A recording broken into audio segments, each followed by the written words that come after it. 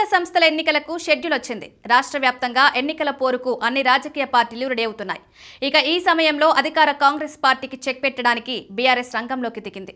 Congress party అధికారంలోకి వచ్చిన తర్వాత రాష్ట్రంలో చేసిన ఘనకార్యమేదీ లేదని, అడుగడుగునా కాంగ్రెస్ సర్కార్ వైఫల్యం చెందుతూ వస్తుందని బీఆర్ఎస్ నేతలు చెబుతున్నారు.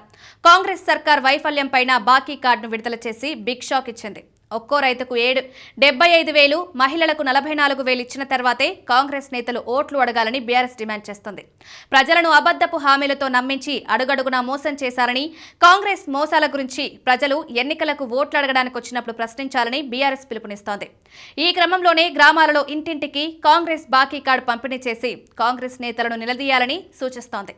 కాంగ్రెస్ పార్టీ చేసిన గ్యారంటీ కార్డు డ్రామాలను గుర్తు చేయడానికి ఈ బాకీ కార్డును విడుదల చేశామని బీఆర్ఎస్ వర్కింగ్ ప్రెసిడెంట్ కేటీఆర్ చెప్పారు. స్థానిక సంస్థల ఎన్నికల్లో కాంగ్రెస్ బాకీ కార్డు మన బ్రహ్మాస్త్రమని, హరీష్ రావు దీన్ని ప్రతి ఇంటికి చేర్చాలని, కాంగ్రెస్కు గుణపాఠం చెప్పాలని పిలుపునిచ్చారు.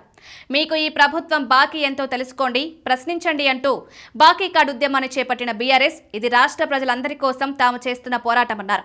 కాంగ్రెస్ పార్టీ అధికారంలోకి వచ్చిన 22 నెలల పాలనలో ఆడబిడ్డల పెళ్లిళ్లకు ఇస్తామని చెప్పిన తులం బంగారం బాకీ పడ్డారని, వికలాంగుల పెన్షన్ నెలకు 6,000 రూపాయలు ఇస్తామని హామీ ఇచ్చి 22 నెలలకు 44,000 రూపాయలు బాకీ పడ్డారన్నారు. మహిళలకు నెలకు 2,500 రూపాయలు ఇస్తామని హామీ ఇచ్చి 22 నెలలకు 55,000 బాకీ పడ్డారని బాకీ కార్డులో పేర్కొన్నారు. వృద్ధులకు నెలకు 4,000 రూపాయల పెన్షన్ ఇస్తామని హామీ ఇచ్చి 22 నెలలకు 44,000 బాకీ పడ్డారన్నారు.